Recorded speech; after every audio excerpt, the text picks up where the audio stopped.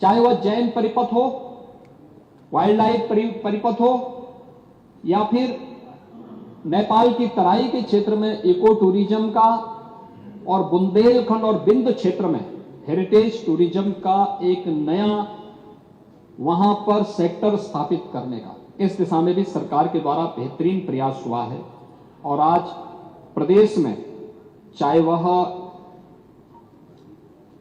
पर्यटकों की संख्या में जो भारी वृद्धि हुई है, ये सभी चीजें हम सबका ध्यान अपनी ओर आकर्षित करती हैं और प्रदेश के परसेप्शन को बदलने में बहुत बड़ी भूमिका का निर्वहन भी कर रहा है। लेकिन ये केवल इसके माध्यम से दुनिया के अंदर आप देखेंगे, आप जिस बात को कर रहे थे कि उन्होंने बहुत, दुनिया के तमाम देशों ने अपनी विरासत का संरक्षण बहुत अच्छे तरीके से किया है, लेकिन आपकी पार्टी का घोषित एजेंडा क्या है?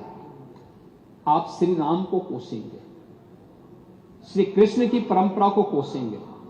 नहीं, आप ही की पार्टी के सदस्य कोसने का काम भी करते हैं, रामचरितमानस की पावन प्रतियों को फाड़ने का काम भी करते हैं, ये भी करते हैं। श्री कृष्ण की परंपरा को कोसने का काम करते हैं, उनकी परंपरा पर संदेह करते हैं।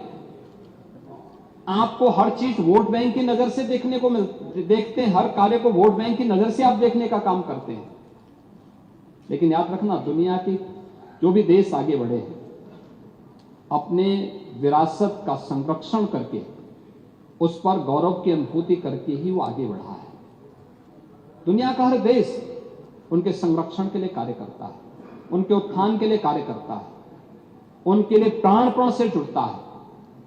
आधुनिकता ये नहीं कि अपनी विरासत को भूल करके हम उस चौराहे पर खड़े हों जहां पर हमारे सामने आगे बढ़ने की सारी संभावनाएं बाधित हो जाएं, और समाजवादी पार्टी उस भटकाव का शिकार है। दुर्भाग्य से आज उसमें इस मार्गदर्शन का अभाव है, और इसको अगर समझ पाएंगे, उत्तर प्रदेश की इस बड़ी ताकत है। काशी विश्वनाथ धाम हो या अयोध्या में श्री राम जन्मभूमि, मथुरा में श्री कृष्ण जन्मभूमि हो, या फिर श्री बांके बिहारी का पावन धाम, मां विंध्यवासिनी धाम हो, या चित्रकूट या नैमिषारण्य, या फिर सुखतीर्थ या शाकंभरी धाम हो, या देवीपाटन धाम। भगवान बुद्ध से जुड़े हुए स्थान सारनाथ हो, या कुशीनगर हो, या लुम्बिनी हो, या कपिलवस्तु हो, या श्रावस्ती हो, या कौशाम्बी हो, या संकिसा हो, या फिर हमारा पवित्र सोरो धाम, ये सभी भारत की विरासत की उच्च आध्यात्मिक विरासत से जुड़े हुए हमारे पवित्र स्थल हैं। और इसमें केवल आध्यात्मिक जिज्ञासु ही नहीं आता है, अन्य पर्यटक भी आते हैं, वे भी देखते हैं। और याद रखना, इसमें कोई जाति विशेष के लोग नहीं,